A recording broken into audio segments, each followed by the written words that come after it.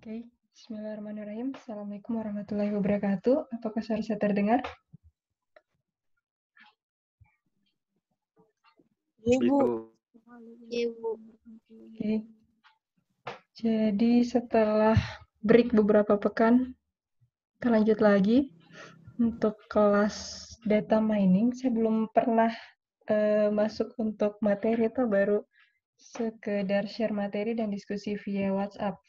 Semoga hari ini bisa ditangkap untuk pengantar data miningnya ini, supaya bisa tahu kita tuh ke depan belajar satu semester mau ngapain saja.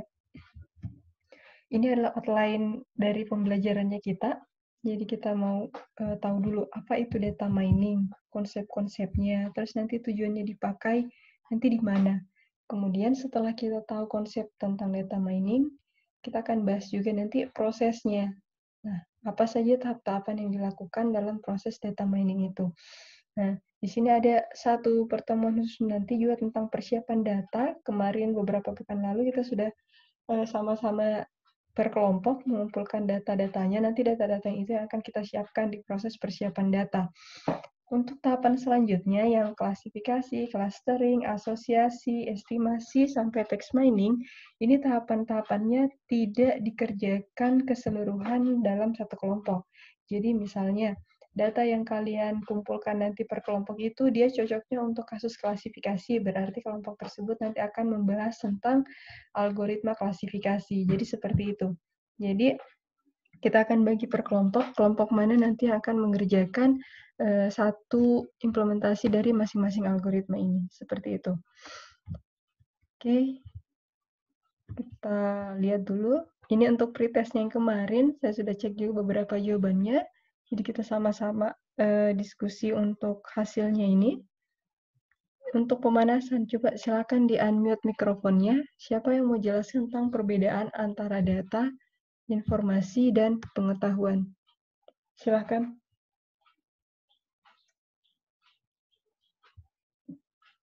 Nggak usah saya tunjuk, nah langsung saja nanti bergiliran siapa yang mau menjelaskan. Menurut kalian tuh data itu bedanya sama informasi apa, kemudian bedanya dengan pengetahuan juga apa, menurutnya kalian dulu. Jadi sebelum saya jelaskan dulu pengetahuan awal dari Saya, kalian. Bu. Siapa? Nur Ikram, oke silahkan.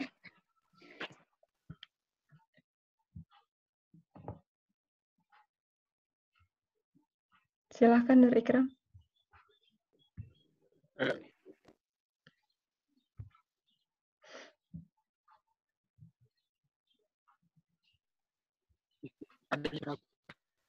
Ya? Ada suaraku. Iya, kedengaran. Bagi saya, Bu, data itu data yang masih belum diolah, yang masih belum bisa dipahami. Kalau informasi? Kalau informasi, data yang telah diolah, yang telah bisa diterima. Kalau pengetahuan? Pengetahuan itu sesuatu ilmu yang didalami oleh seseorang. Jadi terkait tidak data, informasi, dan pengetahuan ini? Ada kaitannya tidak?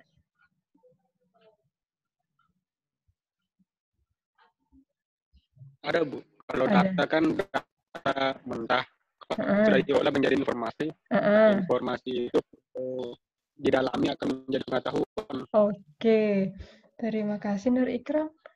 Jadi seperti yang tadi sudah dijelaskan sama Nur Ikram bahwa data itu sebenarnya satuan paling kecil dari sebuah yang akan kita olah. Jadi kalau misal kemarin waktu SMA mungkin kalian belajar kimia, jadi satuan terkecil dari sebuah molekul itu adalah atom. Atom sudah tidak bisa lagi dipecah-pecah, seperti itu kalau di komputer. Yang paling kecilnya itu adalah bit, dari digit itu sudah tidak bisa lagi dipecah-pecah. Nah, dalam dunia ini, informasi pengetahuan, satuan yang terkecil adalah data. Jadi data itu masih berupa fakta yang mentah, sama sekali belum ada pengolahan. Jadi kita belum sentuh sama sekali. Kita hanya perolehnya dengan cara mengumpulkan itu data. Kemudian informasi, tadi dibilang juga sama Nur Ikram bahwa setelah kita mengolah data-data yang kita olah itu nanti akan menghasilkan sebuah informasi. Nah, kalau kita belajar sistem informasi, pengolahan datanya itu berhenti setelah menghasilkan informasi.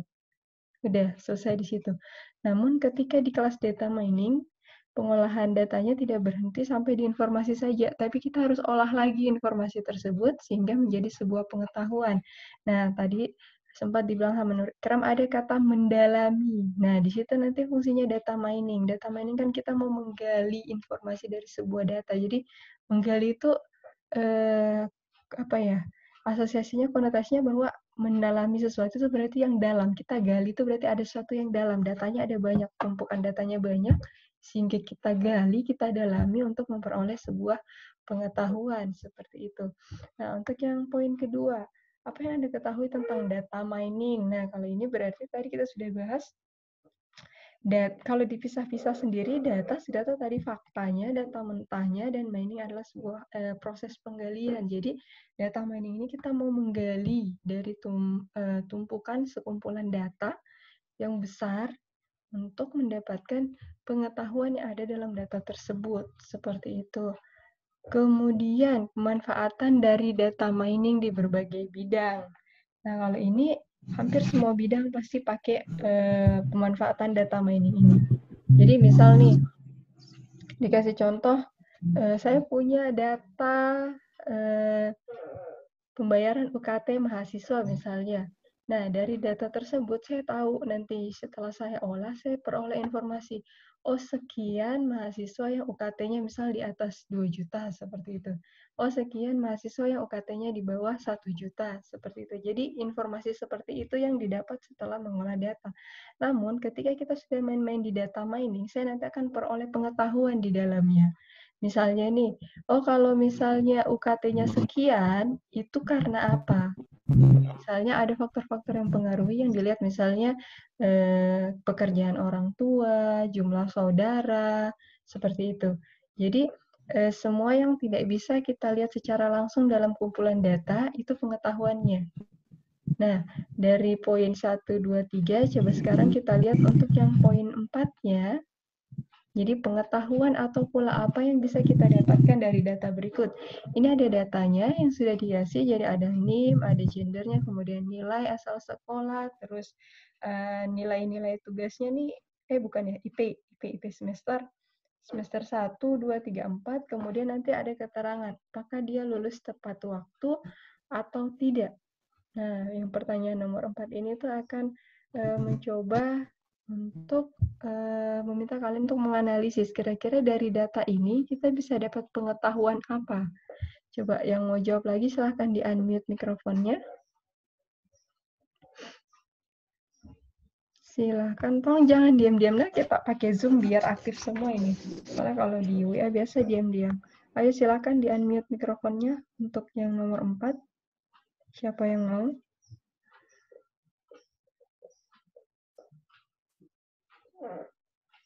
Saya gilir. Dita, ada Dita? Dita Aryani.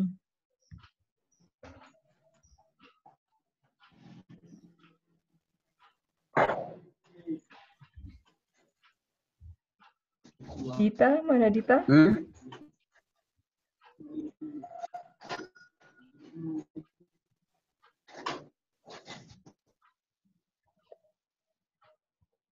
Siapa yang mau jawab nomor 4 ini? Kalau Angelita ada?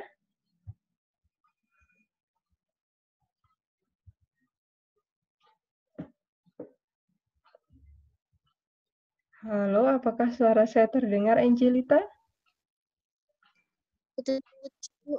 Kenapa? Nggak terdengar, Bu, putus-putus. Suara saya tidak kedengaran? Ibu putus-putus di jaringan. Oke, saya ulang kalau begitu supaya tidak putus-putus. Kelihatan tidak di layar datanya?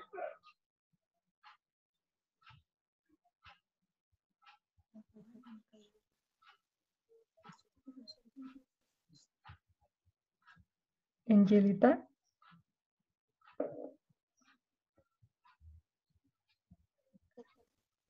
Ya.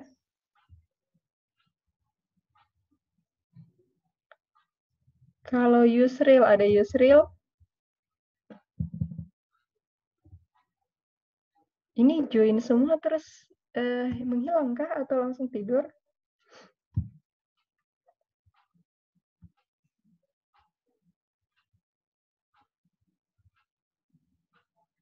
Yusril, ada Yusril?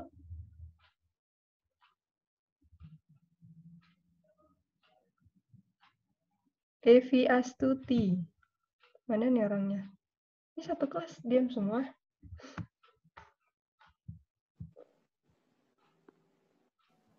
Ya, saya Bu. Oke, Evi, layarnya kelihatan? Tidak, Bu. Tidak? Layar yang saya share tidak kelihatan? Ya, Bu. Layar yang saya share materinya tidak kelihatan? Iya, Bu, kelihatan. Kelihatan, oke. Ya, Bu. Di situ kelihatan datanya? Data yang saya tampilkan kelihatan dalam bentuk tabel, toh? Iya, Bu.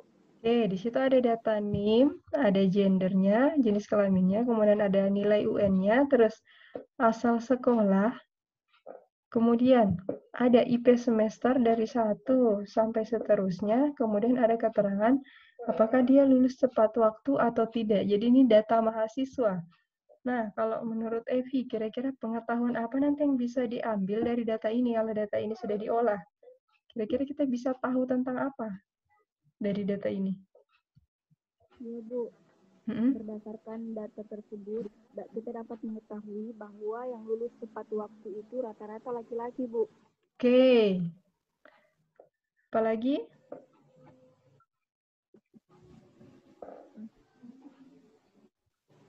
Akan tetapi, Bu, Mm-hmm. yang IPK paling tinggi itu ada pada yang nilai ujian atau IPK paling tinggi itu yang di perempuan, Bu. Tapi dia tidak lulus tepat waktu. Oke, terima kasih Evi. Ada lagi Etrian, mana Etrian? Ya, Bu. Tadi sudah dibilang sama Evi. Evi tadi pengetahuan yang bisa dapat dari data ini katanya, oh yang lulus tepat waktu itu kebanyakan laki-laki. Tapi kalau nilai UN tertinggi Iya, itu kalau menurutnya Etrin, pengetahuan apa lagi selain pengetahuan yang dua itu? Apalagi yang bisa didapat dari data ini? Ya, untuk yang kelas IPS berbagai SMA itu rata-rata untuk yang perempuan itu lulus tepat waktu itu tidak. Tidak. Untuk yang SMA 7 dengan SMA 1 bagi genre perempuan. Untuk rata-rata nilai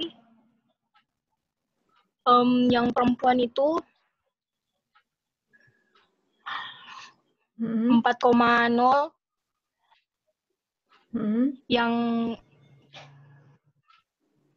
yang rata-ratanya itu 4,0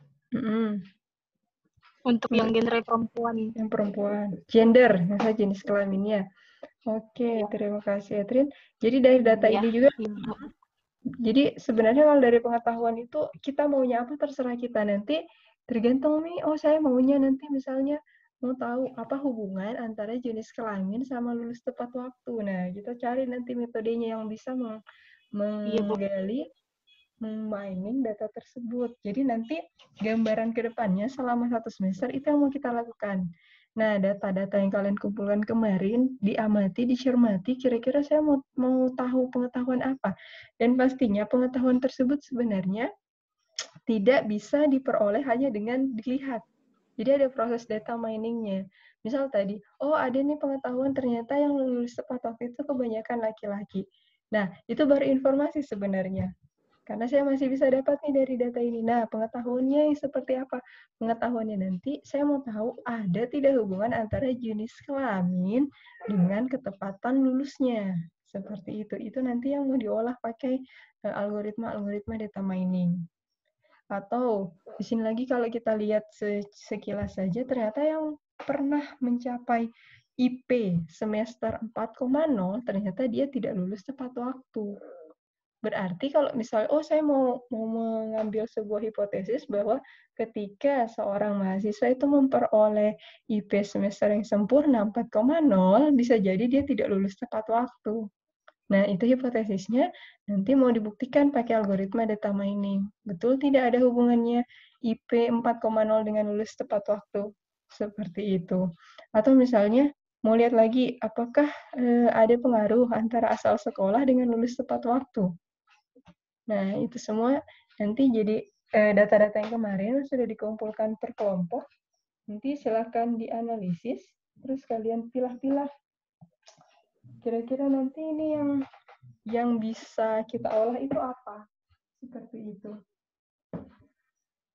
Oke, untuk pretestnya ini, jadi yang kemarin yang kalian kerjakan itu tidak dinilai, saya cuma mau tahu bagaimana pengetahuan awal kalian sebelum kita masuk di materi data mining.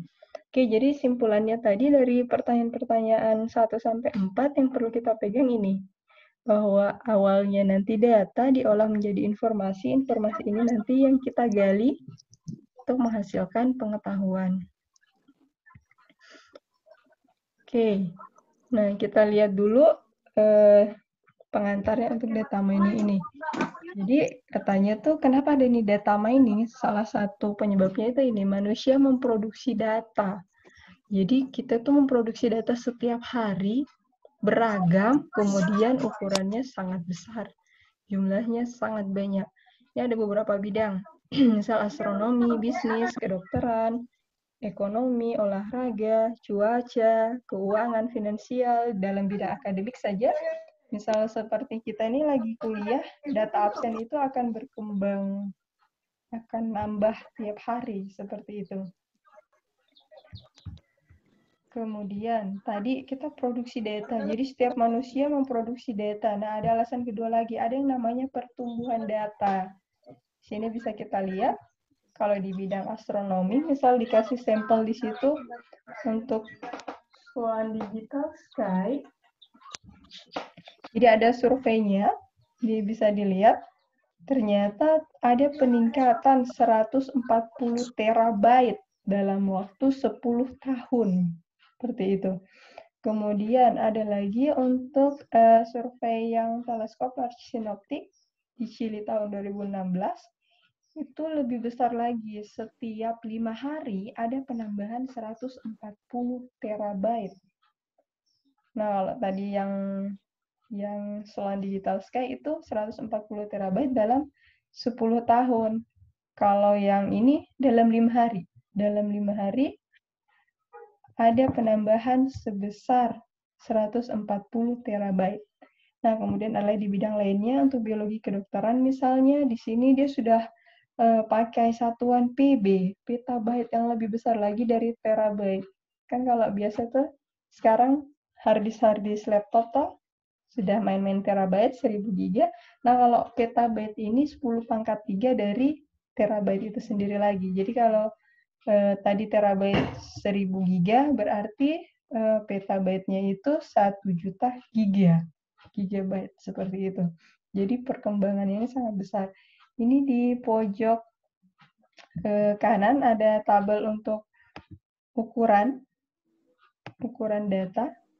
Jadi bisa kita lihat, ini yang standar yang biasa kita pakai atau kilobyte, kemudian ukurannya jadi megabyte, 10 pangkat 3-nya, paling kecilnya kan byte.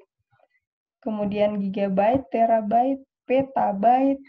Kita kan sekarang masih main-main di sekitaran sini, di TB, di terabyte. Nah, ternyata data itu sekarang sudah sampai di YB, yottabyte. Nah, ini pengetahuan saja, jangan dihafal, tapi cukup tahu saja. Jadi, ternyata urutannya tuh seperti ini. Jadi, kemungkinan nanti di masa depan tuh ukuran harddisk bukan lagi terabyte seperti yang sekarang beredar, tapi mungkin nanti sudah sampai yottabyte. Saking tumbuhnya data itu setiap hari. Seperti itu. Kemudian, ini juga mempengaruhi nih, kenapa ada banyak data. Ini ada perubahan kultur dan perilaku. Sempat kemarin di diskusi WA, ini ada yang nanya, tentang gambar ini tuh, jadi apa sebenarnya maksud gambar ini? Ini sebenarnya gambar-gambar yang ada di sini tuh adalah gambar-gambar medsos, sosial network yang dipakai oleh kita, oleh masyarakat nih, manusia bumi. Nah, di sini bisa dilihat misalnya apa yang sering kalian pakai nih, misal Facebook. Nah, nih, ini datanya tahun 2015. Jadi kalau sekarang pasti lebih meningkat lagi. Nah, di sini katanya nih ada sekitar 3,3 juta yang di-share ke dalam Facebook. Ini dalam hitungan, ini lihat satuannya adalah internet minute. Jadi 1 menit di internet. Ternyata ada 3,3 juta di tahun 2015. Kalau sekarang 5 tahun kemudian pasti lebih banyak lagi. Kemudian ada 6,9 juta pesan yang dikirim, seperti itu. Nah, jadi sekarang karena dunianya sudah dekat sekali sama teknologi informasi, semua medsos ini kita pakai dalam keseharian kita, dan ternyata dalam medsos tersebut ada transaksi-transaksi yang menghasilkan data. Nah, di sini dibilang perubahan kultur dan perilaku, perubahan kebudayaan, dan perilakunya kita. Yang biasanya tuh kita berbicara, misal kemarin sebelum pandemi, kita kuliahnya di kelas. Apa yang saya ucapkan itu sebatas kalian dengar, dan itu tidak menjadi sebuah data. Namun sekarang, lihat di pandemi kita pakai Zoom, ini yang saya bicara, videonya nanti direkam, itu jadi sebuah data lagi. Datanya saya upload misalnya ke YouTube, itu sebuah data lagi. Nanti kalian download lagi dari YouTube, nonton lagi, save lagi di handphonenya kalian, itu sebuah data lagi. Jadi, karena adanya di medsos ini, itu merubah kultur dan perilaku kita, dan ternyata perubahan tersebut efeknya di memproduksi data. Seperti itu. Jadi sebenarnya perkembangan teknologi informasi ini yang juga menjadi penyebab pesatnya perkembangan pertumbuhan data. Nah, karena semakin banyaknya data ini, makanya data mining itu diperlukan. Seperti itu. Ini juga ada sempat yang tanya kemarin di grup WA, apa maksudnya Bu tsunami data? Tsunami kalau biasanya yang kita dengar-dengar di berita itu datangnya setelah gempa yang magnitudenya besar toh, di bawah laut, tsunami datangnya tiba-tiba kemudian besar sekali seperti itu. Nah, makanya di sini pakai istilah datangnya tsunami data. Jadi katanya ada data yang datang secara tiba-tiba dalam jumlah yang besar. Ini masih saya taruhkan lagi di sebelah kanan tabel-tabel untuk ukurannya, untuk melihat seberapa besar ini angka-angka yang ada di slide ini. Ini misal nih, kita lihat di Google katanya itu memproses untuk dalam satu harinya itu adalah 100 petabyte. Petabyte lihat 10 pangkat 15. Berarti nolnya ada 15 tuh ke belakang dalam satu hari. Nah, dalam satu hari karena dia pakai 100 petabyte data, ternyata dia butuh 3 juta server. Seperti itu. Jadi nanti ini pertumbuhan data itu juga nanti akan menyebabkan kebutuhan hardware, karena kita mau simpan. Data itu tidak disebut data kalau tidak ada media penyimpanannya. Jadi kalau hanya bicara lepas saja itu bukan data. Ketika kalian sudah rekam misalnya di handphone, jadilah data rekaman suara, itu baru data. Seperti itu. Yang kita lihat di mata kita kemudian disimpan di otak itu belum masuk data. Tapi ketika kita sudah digitalisasi, yang kita lihat kita rekam dengan kamera handphone, kita save ke storage-nya handphone ataupun laptop, itu baru disebut dengan data. Seperti itu. Nah, ini nih alasannya kenapa kita belajar data mining nih. Karena sekarang nih kita kebanjiran data, dan kita sampai-sampai tuh seperti tenggelam sama kumpulan data. Tapi kita butuh nih, kita sangat butuh, kita starving tuh kayak kelaparan, kita butuh sekali sama pengetahuan. Karena datanya terlalu banyak, kita ingin olah. Apa yang bisa kita peroleh dari pengetahuan tersebut? Dari data tersebut, pengetahuan apa yang bisa kita peroleh? Seperti itu. Jadi, kenapa ada data mining? Karena ada kumpulan data yang kita mau tahu pengetahuan apa yang ada dalam data tersebut. Karena kalau datanya hanya ditumpuk saja, data tersebut tidak berarti apa-apa. Kita tidak bisa gunakan. Data tersebut bisa digunakan ketika kita sudah olah. Paling minimalnya adalah mengolahnya menjadi sebuah informasi. Tapi kalau itu berhenti di mata kuliah sistem informasi. Karena kita mata kuliahnya data mining, maka nanti goal-nya kita adalah ini, memperoleh knowledge atau pengetahuan. Oke, sampai di sini saya mau nanya-nanya interaksi lagi. Siapa nih yang belum bicara tadi? Tiara Angela ada? Anggila ya bacanya nih. Tiara ada? Ada, Bu. Oke, Tiara, dari tadi nih yang saya jelaskan, ada yang dipahami? Itu tadi yang masalah tsunami data, Bu. Tsunami data, kenapa? Ini. Hah?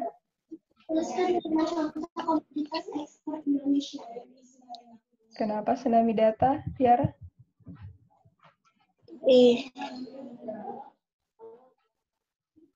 Kenapa? Ini, Bu, jumlah per hari ini yang di sini, Bu. Ini tergantung nanti keterangannya. Kalau yang di atas ini, yang di penjualan market mobile, itu datanya per hari. Ya, per hari. Jadi ada 5 billion maksudnya. 5 billion yang digunakan. Tapi itu tahun 2010, pasti sekarang meningkat lagi tahun 2020. Ini datanya tahun 2010. Ada 5 billion handphone katanya yang digunakan dalam sehari. Kemudian ada 150 million juta tablet yang dijual di tahun 2012 dalam satu tahun kalau ini kan ada tahunnya. Nah, kalau yang di bawah itu rata-rata per hari. Jadi Google memproses 100 petabyte data per hari sehingga dia butuh 3 juta server. Sedangkan kalau Facebook, lihat aja dia punya 300 petabyte pengguna dalam satu hari. Jadi 300, terus tambahin 15 nol ke belakang. Itu dalam satu hari. Nah, kalau YouTube punya 1000 petabyte. Yang artinya sebenarnya sama dengan 1 exabyte. Jadi ada 18 nol nanti ke belakang. Itu videonya, video yang disimpan sama YouTube untuk saat itu. Kemudian yang paling bawah itu adalah perpustakaan di US yang menyimpan data sebesar 235 terabyte. Jadi datanya tuh banyak sekali. Seperti itu. Kalau kita sekarang kan masih satuan-satuan apa gigabyte seperti itu tuh data kita belum sampai terabyte kalau kita sekarang data kuliah saja atau di handphonenya kalian bisa lihat berapa penggunaan data yang kalian pakai per hari. Kita ada datanya di bagian storage analysis. Seperti itu, Tiara. Bisa, Tiara? Oh iya. Jadi, Bu, jadi untuk kita bisa mendapat data ini, kita menggunakan data mining gitu, Bu? Kalau mau mendapatkan data ini, kita pakai proses yang namanya pengumpulan data. Kita cukup kumpulkan. Kalau kita pakai data mining, berarti kita mau tahu pengetahuan apa yang ada di dalam. Misal, saya ambil satu poin. Saya telah mengumpulkan 5 billion penggunaan handphone di tahun 2010. Nah, pengetahuan apa yang saya mau ambil? Misal, saya mau tahu merek apa yang paling laku di tahun 2010. Nah, itu baru saya olah pakai data mining.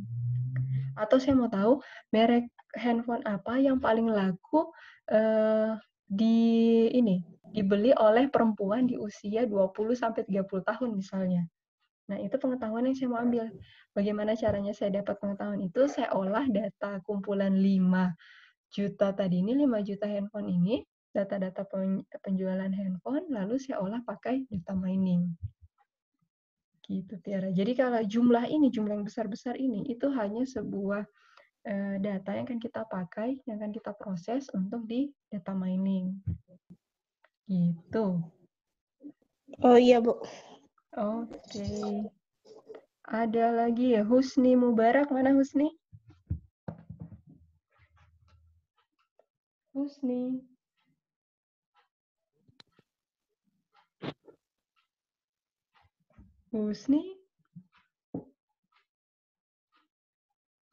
Husni, apakah suara saya terdengar? Terdengar, oke. Husni, dari yang tadi saya jelaskan, ada yang dipahami tidak? Lumayan. Ya, coba dalam satu kalimat saja yang Husni pahami apa?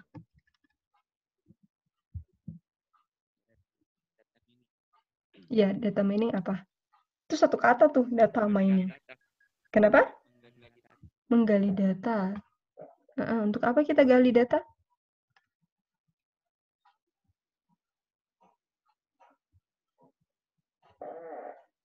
Husni? Untuk apa kita gali data?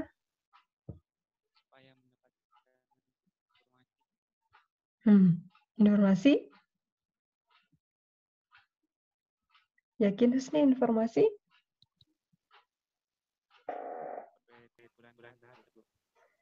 Kita kumpulkan datanya dulu, lalu kita olah. Kalau berhenti sampai di informasi, oh saya dapat informasi, terus saya berhenti, selesai. Oh berarti salah kelas, bukan kelas data mining, tapi kelas sistem informasi. Kalau di kelas data mining, oh saya punya kumpulan data, saya olah, saya peroleh pengetahuan atau knowledge. Gitu, jadi harus ada pengetahuan yang kita peroleh.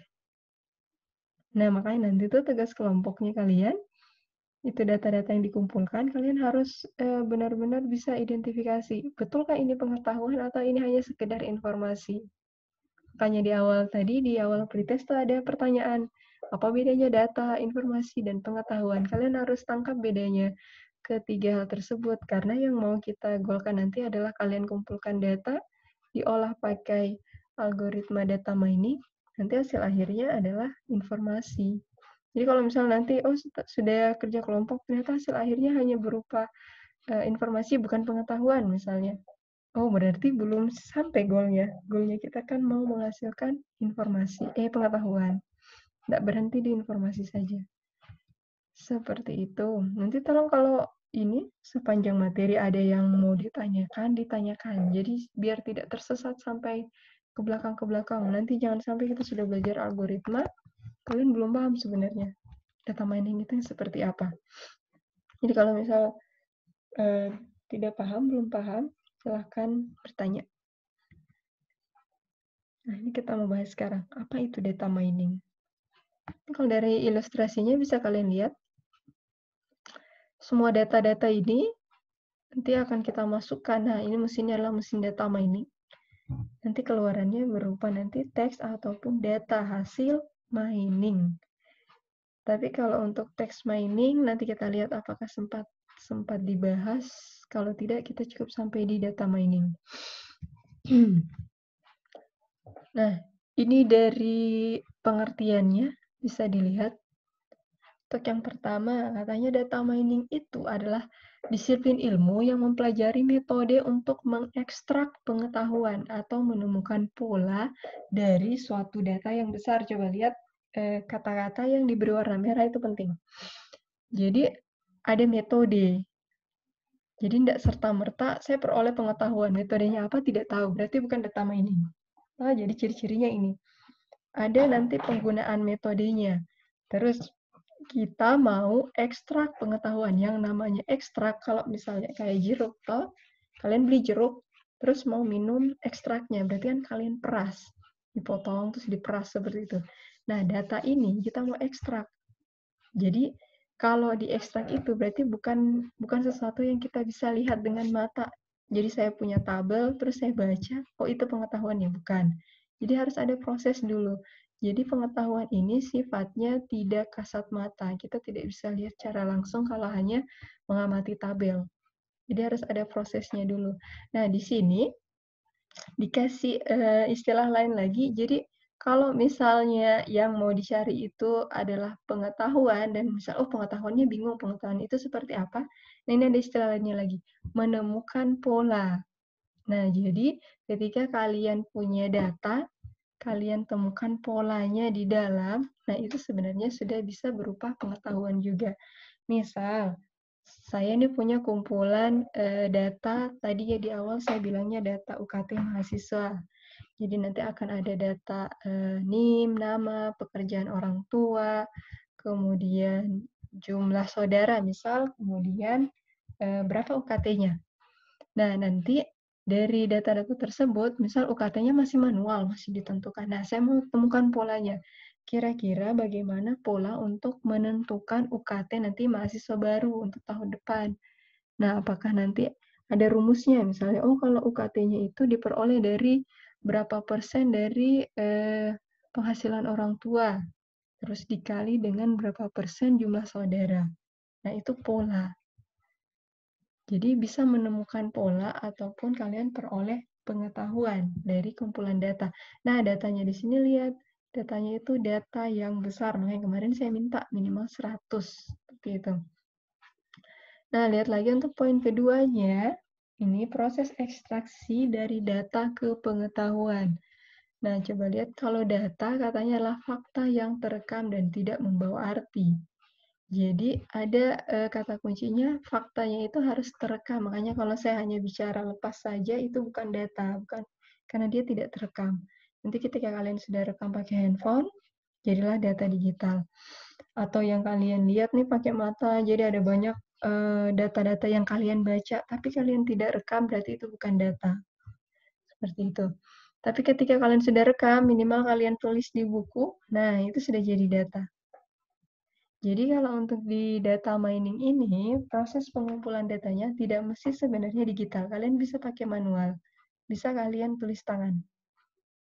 Jadi, saya mau mengumpulkan misalnya data penjualan pulsa hari ini. Nah, kalian tulis, catat jam sekian, yang beli siapa, jumlah nominal pulsanya siapa. Itu termasuk proses pengumpulan data. Karena kalian melakukan proses perekaman fakta, seperti itu. Terus, untuk yang kedua, tadi kita ekstraksi datanya sudah tahu, terus fakta yang terekam. Nah, kita ekstraksi menjadi pengetahuan. Pengetahuan itu apa? Bisa berupa pola, bisa berupa rumus, bisa berupa aturan, ataupun model yang muncul dari data. Jadi, misal nanti aturannya sudah ada, misal, oh UKT itu aturannya seperti ini. Kemudian nanti perolehlah kalian data UKT. Nah, apakah aturan itu adalah pengetahuan dan data mining? Bukan, karena aturannya sudah dibuat sebelum ada datanya. Jadi, yang dimaksud dengan pengetahuan untuk di data mining itu adalah aturan nanti yang muncul dari data. Jadi, datanya dulu ada, baru kita proses menjadi sebuah aturan. Nah, ini untuk yang di bawah bisa lihat nama-nama lain dari data mining. Ada banyak. Ada knowledge discovery in database, ada knowledge extraction, ada pattern analysis, kemudian information harvesting, dan yang terakhir adalah business intelligence. Tapi paling seringnya tuh yang poin yang diberi warna merah ini. Knowledge discovery in database. Jadi, penemuan pengetahuan dalam sebuah database. Kita mau temu kembali pengetahuan dari database, seperti itu. Oke, itu untuk ininya, istilahnya ini untuk prosesnya, lihat. Jadi 3 tahapan ini yang kita butuhkan. Nanti kalau di data mining 1, kita butuh yang namanya himpunan data. Ini yang sudah kalian lakukan kemarin. Sudah kumpulkan data, sudah punya himpunan data kemarin 100 data. Kemudian yang akan kita lakukan selanjutnya adalah nanti memilih metode data mining yang sesuai dengan kasus masing-masing kelompok. Nah, ini diilustrasikan dengan gambar-gambar rumus. Jadi metodenya pasti bermain-main rumus seperti ini. Kemudian, himpunan data, kita terapkan metode data mining, nanti menghasilkan sebuah pengetahuan. Ini nanti gambar ini akan familiar kalau kita sudah masuk ke materi metode data mining. Ini adalah contoh gambar pohon keputusan atau decision tree. Itu salah satu contoh pengetahuan yang bisa kita peroleh dari proses data mining. Oke. Ini definisi lainnya data mining, nanti bisa dibaca. Kalau ini berdasarkan pendapat para ahli, tapi intinya tadi sama seperti yang di depan. Kita menemukan sebuah pola. Nah, ini dikasih contoh ilustrasi. Silahkan kalian simak baik-baik. Jadi saya punya data kehadiran pegawai. Ini disebut dengan data ini. Nah, data ini itu punya atribut atau fitur. Ini atribut, kolomnya toh, kolom itu adalah atributnya, fiturnya 1, kolom pertama. Atribut pertama itu adalah NIP-nya. Kemudian ada tanggalnya, tanggal berapa kehadirannya. Kemudian jam datangnya dan jam pulangnya. Nah, ini yang disebut dengan data. Jadi hasil rekamannya. Oh, ada fakta pegawai yang NIP-nya 1103 pada tanggal 2 Desember 2004, datangnya jam 7.20, pulangnya 15.40. Data ini bisa dikumpulkan secara manual, kalian amati, jadi kalian standby terus mengamati pegawai satu persatu masuk dan pulang, atau bisa juga mengambil dari rekaman mesin absen, sel absensi di jari, seperti itu. Oke, jadi ini datanya berupa tabel. Yang perlu kalian catat bahwa nanti kolom itu adalah fiturnya, atributnya, jangan ditukar-tukar, nah. Ini kolom, NIP, tanggal, datang, pulang. Jadi data ini punya 4 atribut, punya 4 fitur, seperti itu. Terus, data ini jumlah entitasnya, jumlah datanya itu ada berapa? Itu dihitung dari barisnya, tapi tidak dihitung nama atributnya. Jadi baris pertama itu tidak dihitung karena itu adalah nama atribut. Jadi kalau mau hitung data langsung masuk ke sini. 1, 2, 3, 4, 5, 6. Jadi nanti data ini berukuran 6 kali 4. 6 data dan dia punya 4 atribut. Tolong diperhatikan ini, jangan ditukar-tukar. Jadi kalau nanti saya nanya atribut, itu berarti merujuk ke kolom. Kalau saya menanyakan data, berarti saya merujuknya ke baris. Baris itu yang horizontal, fitur itu, atribut itu yang vertikal. Oke, sekarang kita lihat. Ini contoh informasi yang bisa diperoleh. Jadi tadi ada kumpulannya, misalnya tadi dalam 1 bulan. Jadi ini sebenarnya bukan hanya ada 6 baris ini, jadi nanti akan ada data mulai dari tanggal 2 sampai tanggal 30 misalnya di bulan Desember. Itu nanti direkap, jadilah sebuah informasi seperti ini. Oh, ternyata pegawai yang NIP-nya 1103 itu dia hadir, dia masuk kantor 22 hari tanpa alpa, tanpa cuti, tanpa sakit, tanpa telat. Nah, kalau pegawai yang kedua, masuknya 18 hari, tapi ada alpa dan sakitnya. Nah, jadi proses rekapannya ini, itu yang disebut dengan informasi. Jadi kita bisa tahu dengan melihat tabelnya tadi. Tapi ada proses perekapan. Nah, kalau kuliah sistem informasi berhenti di sini. Tapi kalau data mining tidak boleh berhenti di sini. Jadi tidak boleh hanya tahu masuknya berapa, alpanya berapa, tidak. Kita akan proses satu lagi, terdapat pengetahuan. Nah, ini contohnya nih. Untuk di pengetahuan, bisa saja kita lihat nanti di tiap harinya. Kira-kira kalau yang tiap hari Senin itu yang terlambat berapa orang? Di hari Selasa itu berapa orang yang pulang cepat, yang izin, yang alpa, seperti itu.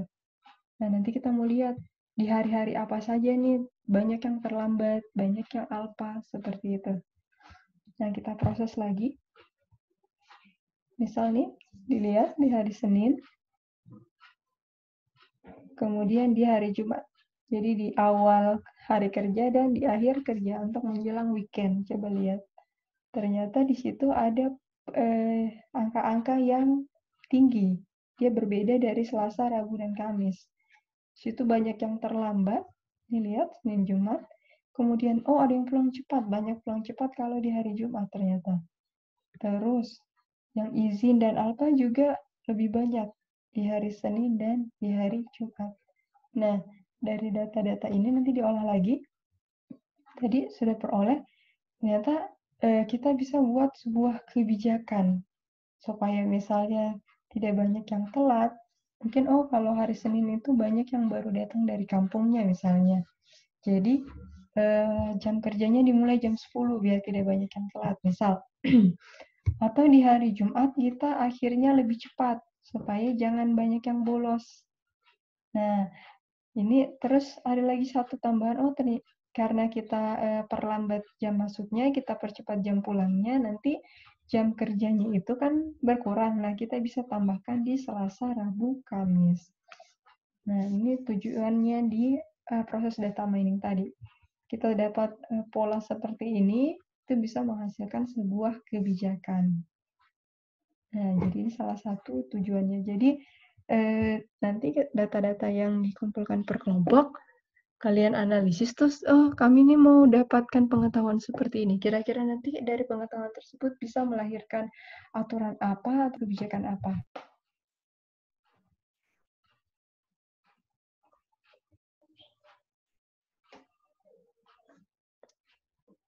Apakah suara saya masih kedengaran?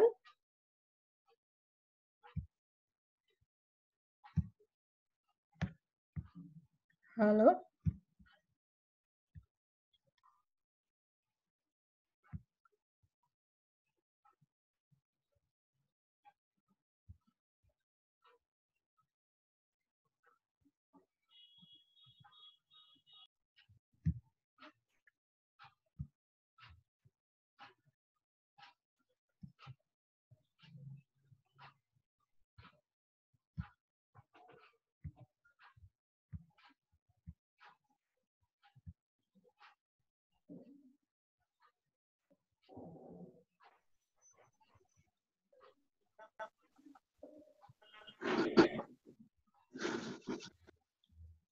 Suara saya masih kedengaran? Masih, Bu. Tapi putus-putus. Masih, Bu. Oke, tadi ada gangguan jaringan kayaknya. Oke, tadi kita sampai di sini, toh?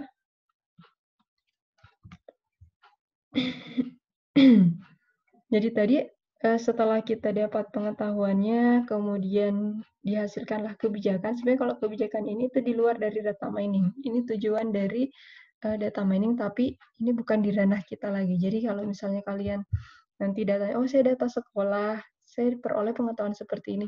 Kebijakannya bukan kalian yang buat, tapi nanti pihak sekolah tersebut. Jadi kalian nanti cukup kasihnya pengetahuan berupa ini. Oh, ternyata pengetahuannya tuh di hari Senin dan Jumat terdapat banyak angka yang terlambat dan pulang cepat, seperti itu misal.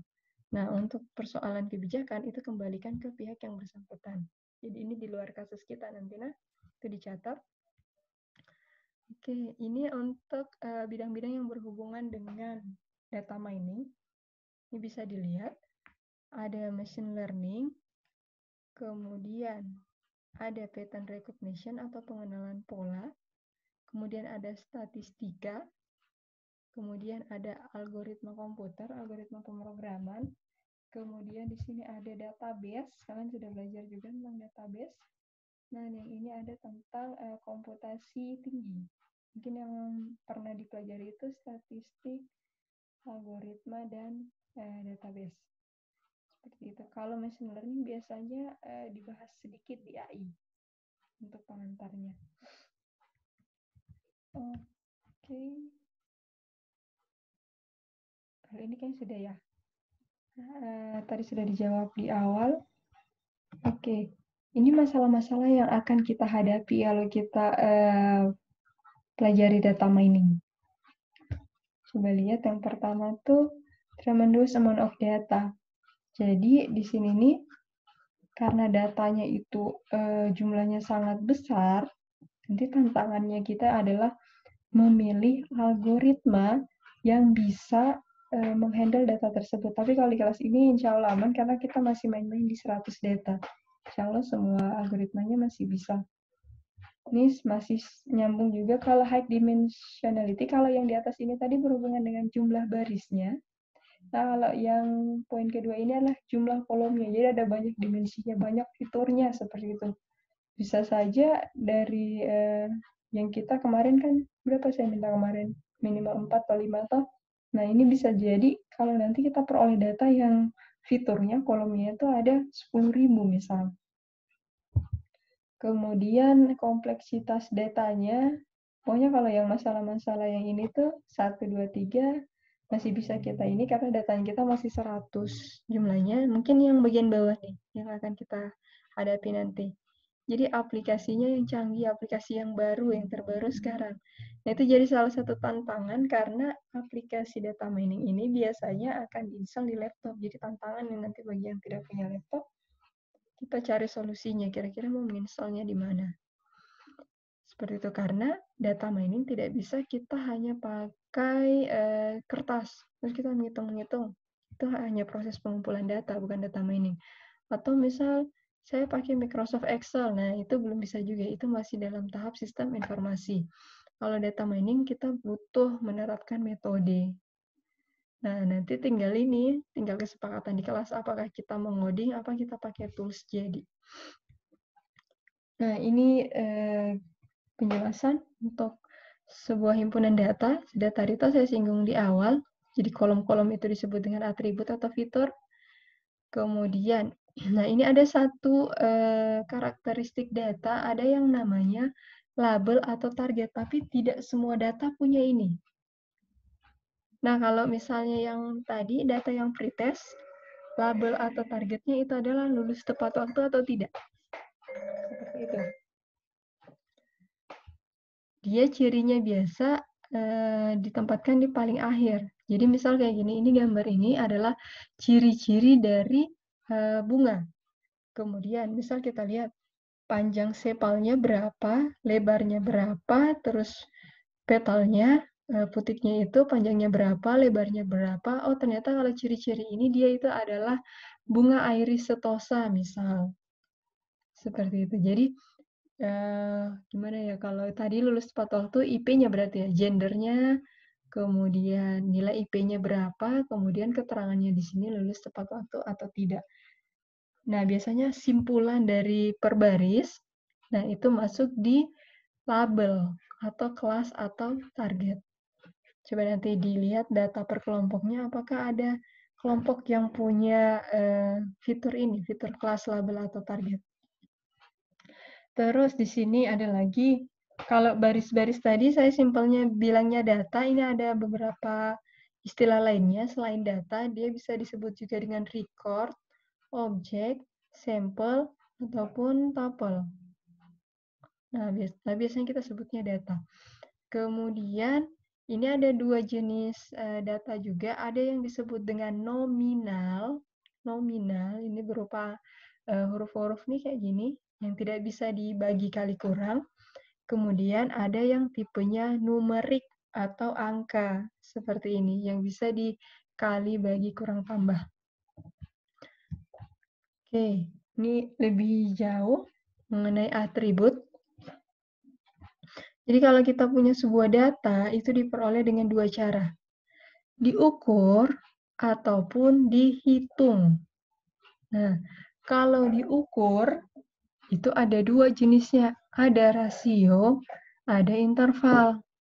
Nah, kalau diukur ini, itu dia masuknya kategori numerik. Nah, sedangkan kalau dihitung, itu nanti tipenya ada yang ordinal, ada yang nominal. Ini kategori kam. Kalau sulit dipahami ini, kita lihat langsung yang tabelnya. Nah, ini bisa lihat. Jadi ini perbandingan keempat jenis atributnya tadi. Yang rasio atau mutlak, coba lihat. Datanya ini diperoleh dari pengukuran, kan pengukuran tadi 2 atau rasio atau interval. Jadi kalau kita dapatnya dari pengukuran, itu berarti dia kategori rasio. Yang deskripsinya adalah jarak 2 titik pada skala sudah diketahui. Jadi ada batas awal dan akhirnya. Terus ciri lainnya adalah mempunyai titik nol yang absolut. Dan dia hanya bisa dikali ataupun dibagi. Misal, contohnya ini seperti ini, ada umur, ada berat badan, ada tinggi badan, terus ada jumlah uang. Ini operasi-operasinya bisa diabaikan dulu, nanti kita bahas kalau sudah masuk ke metode. Terus ada atribut kedua yang interval atau jarak. Nah, ini juga datanya diperoleh dari pengukuran. Terus 2 titiknya juga sudah diketahui, jadi ada batas awal dan akhirnya, tapi tidak punya titik nol yang absolut. Jadi kita tidak tahu nih, nol absolutnya itu di mana. Tapi dia ini hanya bisa jumlah dan dikurangkan. Ini ada contohnya. Suhu dari 0 derajat sampai 100 derajat. Jadi ada batas awal, ada batas akhirnya. Ini disebut dengan yang data interval. Terus umur 20 sampai 30 tahun. Seperti itu. Bedanya tadi kalau yang di atas, di sini langsung kita sebut umurnya. Bisa umur 20 tahun. Berat badan 56 kg, kayak gitu. Itu semua hasilnya diperoleh dari pengukuran. Nah, jumlah uangnya misalnya 1 juta. Nah, itu jadi proses pengukuran. Ini ada 2 jenis atribut, rasio dan interval yang diperoleh dari pengukuran. Kalau 2 yang di bawah ini, itu diperoleh dari hitung, counting, kita menghitung. Nah, coba lihat. Jadi, datanya bisa diperoleh dengan cara kategorisasi atau klasifikasi. Di sini dikasih contoh, misalnya tingkat kepuasan atau tingkat kesukaan terhadap produk misal, atau tingkat mahalnya barang. Jadi nanti ada kategori mahal, murah, sangat mahal, seperti itu. Jadi kalau ada yang berupa kata-kata seperti itu, dia bisa masuk ordinal. Nah, terus dilihat lagi, tetapi di antara data tersebut terdapat hubungan atau berurutan.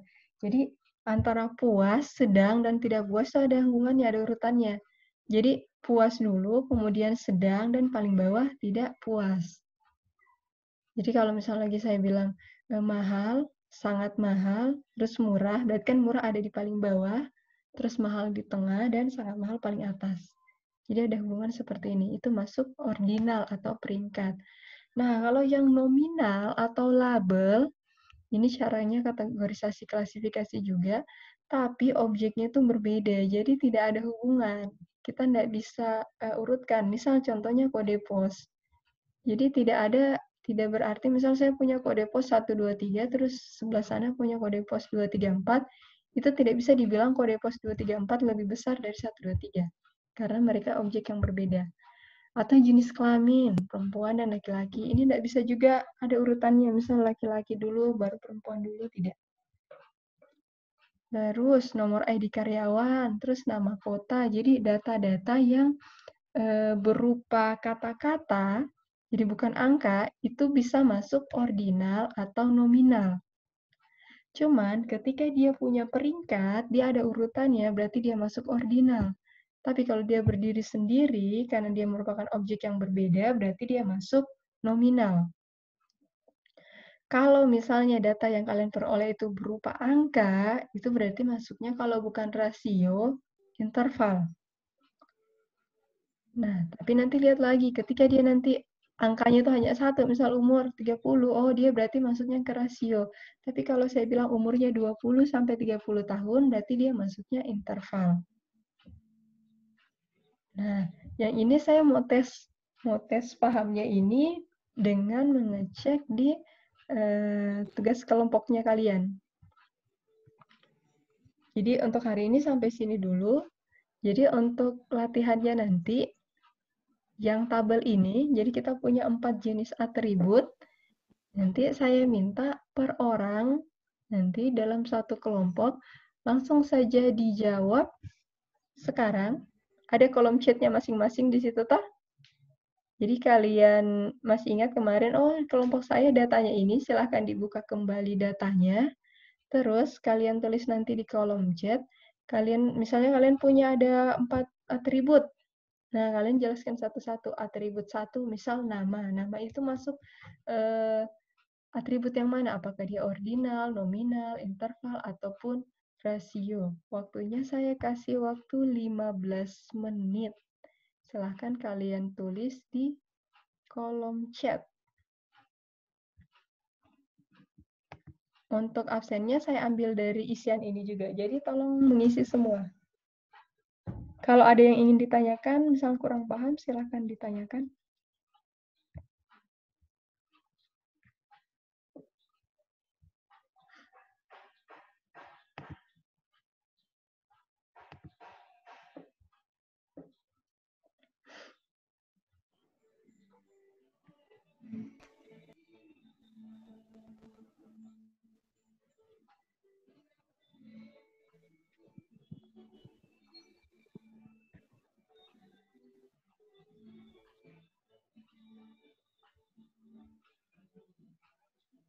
Coba saya nanya yang belum ada kelompok. Husni belum punya kelompok ya? Kalau begitu Husni silahkan pilih data saja dulu. Jadi terserah nanti mau data yang mana. Kan ada di grup WA Husni. Pilih saja satu data kelompok yang mana. Yang penting bisa klasifikasi dulu mana jenis atributnya. Seperti itu Husni. Cuma dengarnya yang belum bicara hari ini itu siapa ya? Musdalifah sudah kan tadi? Musdalifah ada?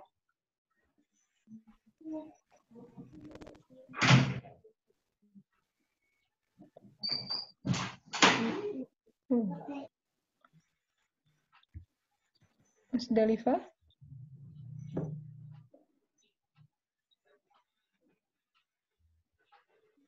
Ada, Bu.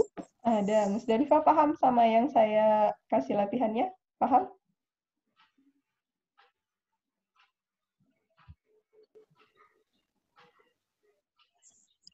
Belum terlalu paham, Bu. Gitu, kalau belum paham nanya. Kemarin Musdalifah sudah ada data kelompoknya di grup WA? Iya, Bu, ada. Oke, jadi dari data tersebut kan ada atributnya, toh? Ya, Bu. Oke, nah atributnya itu nanti Musdalifah klasifikasi. Misal atribut yang pertama dia masuk jenis atribut yang mana? Apakah dia rasio, interval, ordinal, atau nominal?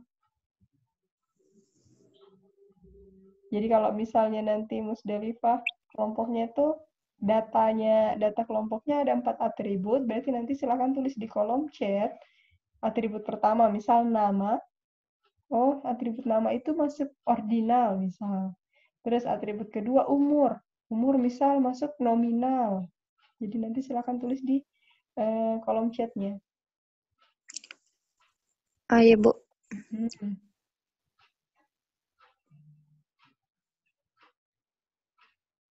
Oke, saya tunggu 15 menit ya. Apa lagi nih yang belum? Muhammad Zulkifli ada? Zulkifli.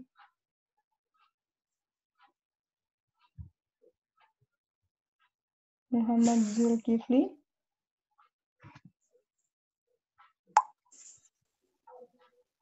Ada?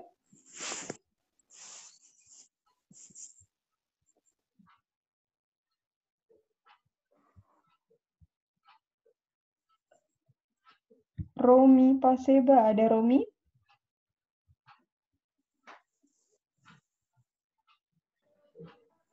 Ada, Bu. Ada. Romi paham latihannya apa? Yang ini, Bu. Yang sekarang. Kurang paham, Bu. Romi sudah ada data kelompoknya di grup WA? Udah ada, Bu. Hah? Romi tidak punya kelompok di grup WA? Ada, Bu, kelompok 4. Oke, datanya sudah ada tuh di grup?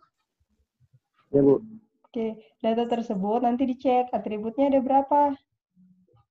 Nah, nanti atributnya itu diklasifikasi. Oh, atribut yang pertama, misal jenis kelamin dia masuk atribut yang mana? Rasio, interval, ordinal, atau nominal. Jadi nanti jawabannya Ya, Bu. tulis di kolom chat. Oke, waktu sudah berjalan 4 menit, 11 menit lagi silahkan ditulis di kolom chat. Ditulis jenis atributnya, nah jangan berhenti di nama datanya saja. Apa keluar ini?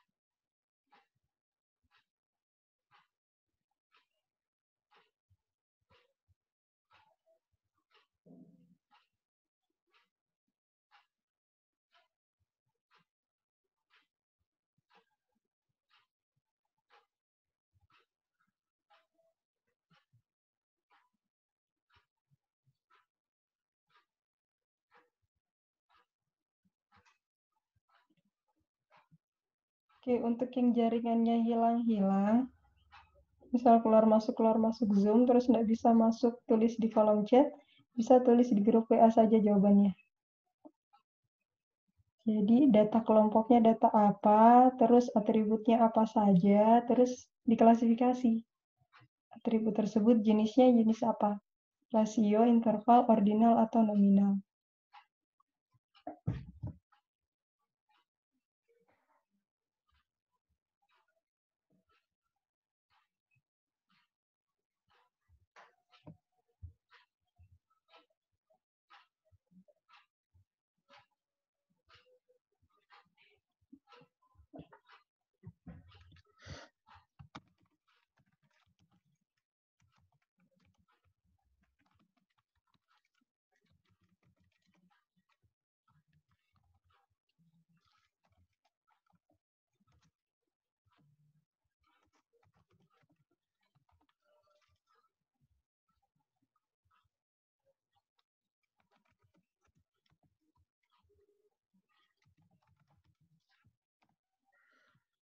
Ya itu saya kasih contohnya di kolom chat cara menjawabnya. Jadi bukan hanya berarti di datanya data apa, tapi saya mau tahu klasifikasinya.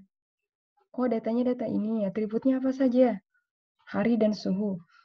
Kalau hari itu jenisnya atribut apa? Rasio misal.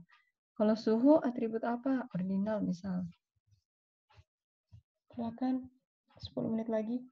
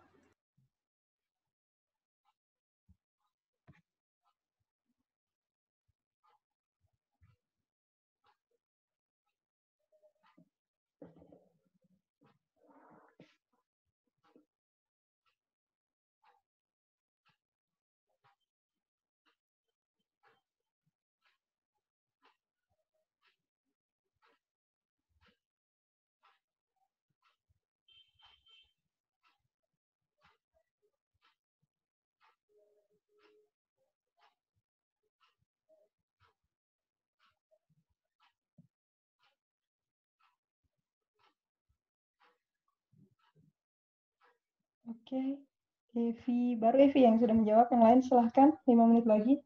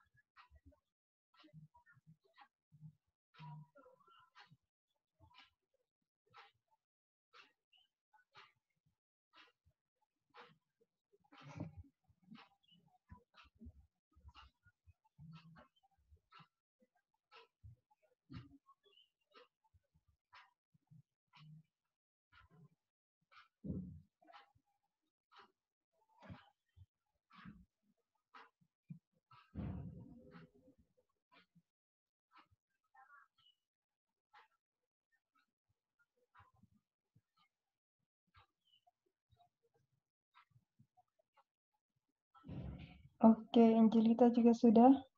Yang lain silahkan. Musdalifah sudah. Tinggal 11 orang lagi.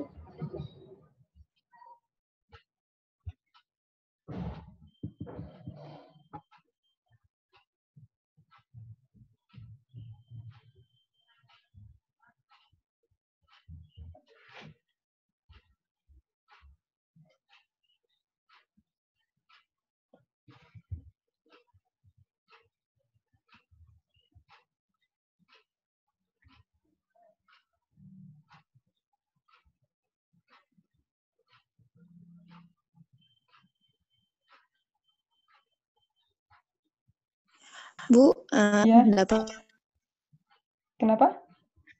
apa? Saya kirim lagi soalnya tadi kurang 1 Bu yang saya kirim. Nggak apa-apa, kirim ulang. Nggak apa-apa. Iya. Iya, karena tadi kurang 1 Bu, kurang jenis kelamin nih. Nggak apa-apa Oke. Bu. Ya, kirim ulang aja, nggak apa-apa.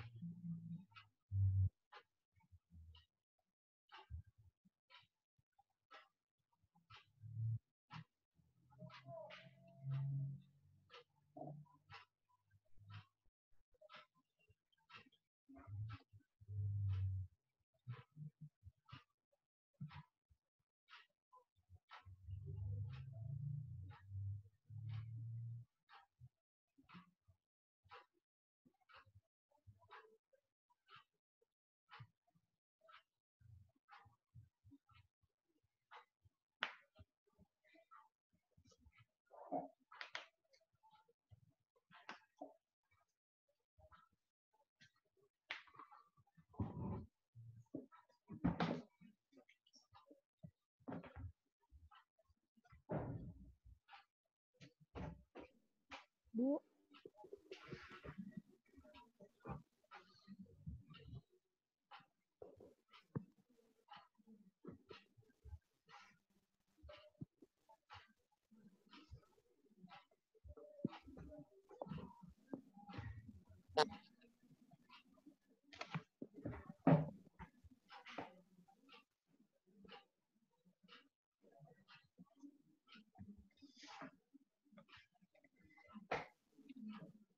Oke, yang lain gimana nih?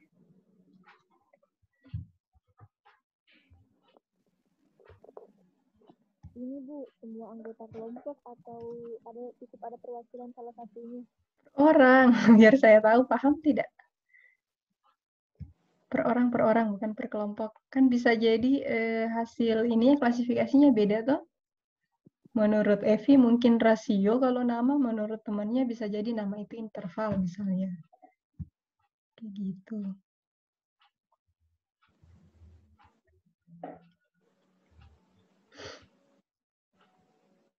Atau gini deh, soalnya akun Zoom fakultas mau dipakai lagi. Jadi yang belum tulis di kolom chat, nanti ini kerjakan di grup WA, tolong diaktifkan dulu semua videonya, mau saya screenshot untuk laporan kuliah.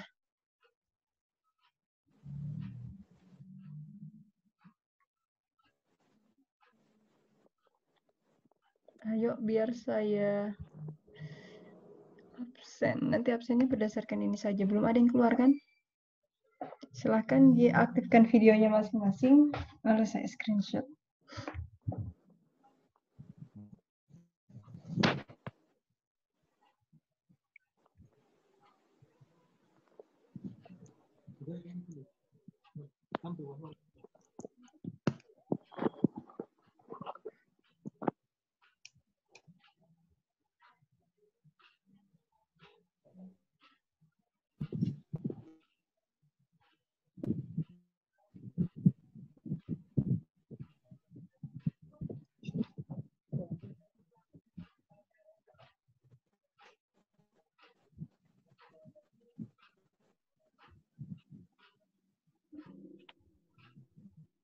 Oke, kita tunggu semua aktifkan dulu nah, baru saya screenshot.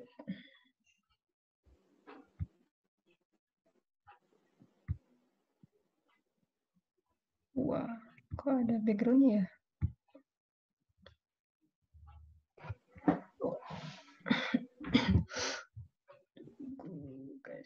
kosong.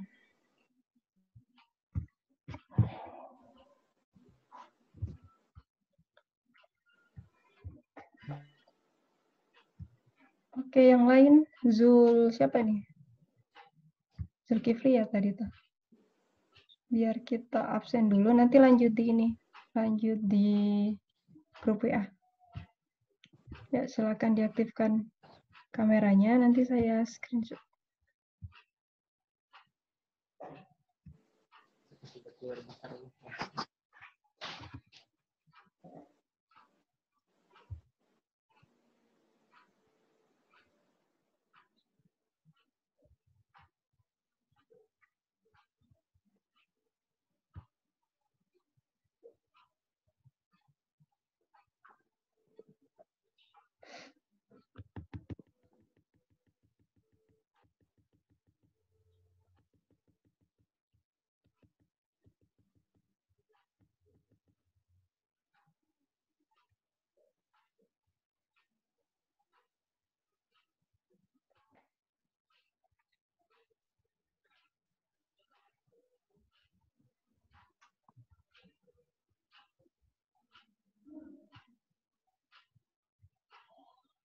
Proses screenshot pun nggak muncul semua, pusing saya nih. Sudah atau belum? Siapa nih? Musdalifah belum ada.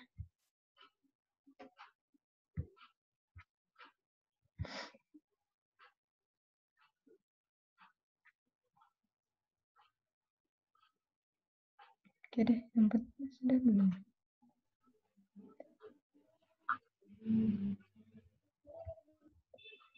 Jaringan mungkin ya.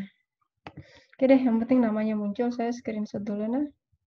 Untuk absen.